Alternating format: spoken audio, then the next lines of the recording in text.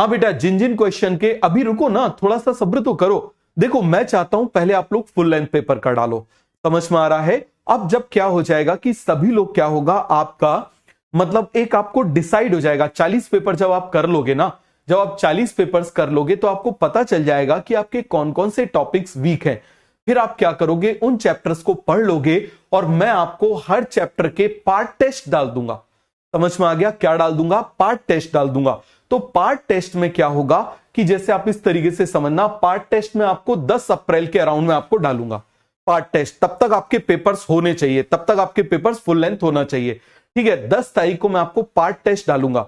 Part test कैसे करोगे आप कि जो जो टैप, जैसे आप इस तरीके से समझना कि सपोज करो आपको लगा यार फिजिक्स में बार बार आपके क्वेश्चन रे ऑप्टिक्स के गलत हो रहे हैं, तो आप रे ऑप्टिक्स वाला पार्ट टेस्ट उठाओ और उसको सॉल्व कर डालो। समझ में आ रहा है? मैं कोशिश करूंगा मैं 2-3 रे मतलब उस हर एक पार्ट के ऊपर 2-3 आपको क्वेश्चन पेपर डाल दूं।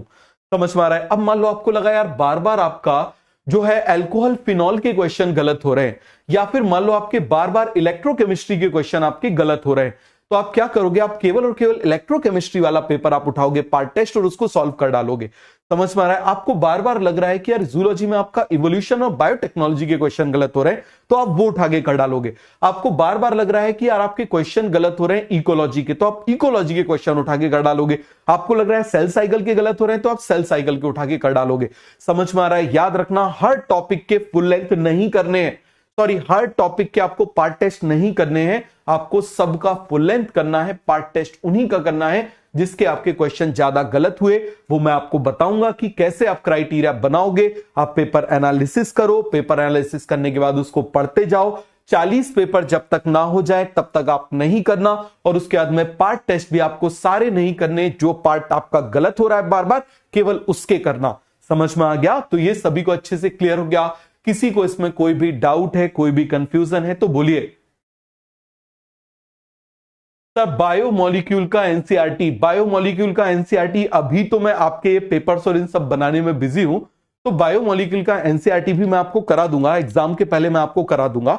समझ में आ गया? ये मैं आपको करा दूंगा। आपको सारी एनसीईआरटी जो है ना वो मतलब हो जाएंगे आपके, एनसीईआरटी बढ़िया से मैं करा दूंगा। अभी मेरा मेन टारगेट है कि अभी आप लोग पेपर्स करो। यदि आप पेपर्स नहीं करोगे ना, और यदि आप फालतू की चीजों में बिजी हो जाओगे, तो याद रखना आपका कबाड़ा हो जाएगा। समझ में आ रहा है? आप मेरी इस बात को समझो। आप एक बार पेपर तो कर लो, मैं आपसे बोल रहा हूं ना, आप 40 पेपर कर तो लो, ठीक है। एक बात बताओ मुझे, इतना टाइम हो गया, मैं अब तक 21 बैचेस पढ़ा चुका हूं पीडब्ल्यू में, तो आपको क्या लगता है कि मेरे पास सारे चैप्टर की एनसीईआरटी नहीं है? मेरे पास सबकी एनसीईआरटी रिकॉर्डेड पड़ी हुई है। फिर मुझे देने में कोई परेशानी है? परेशानी नहीं, उसका टाइम सही नहीं है।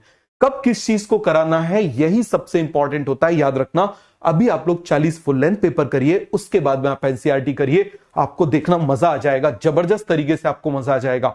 समझ में आ रहा है? तो आप मेरी इस बात को समझिए कि आप अभी फुल लेंथ पेपर्स करिए, इसके अलावा आपका कोई दूसरा ऑब्जेक्टिव नहीं होना चाहिए।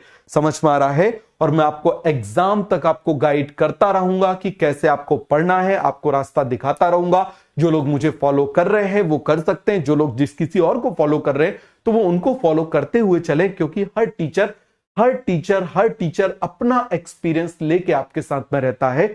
समझ में आ रहा है? मेरा रास्ता अलग है, उनका रास्ता अलग है, तो हो सकता है आपने यदि उनको फॉलो किया है तो आप उनके रास्ते पे चलिए। समझ में आ रहा है? बस अच्छे से चलिए। समझ में आया?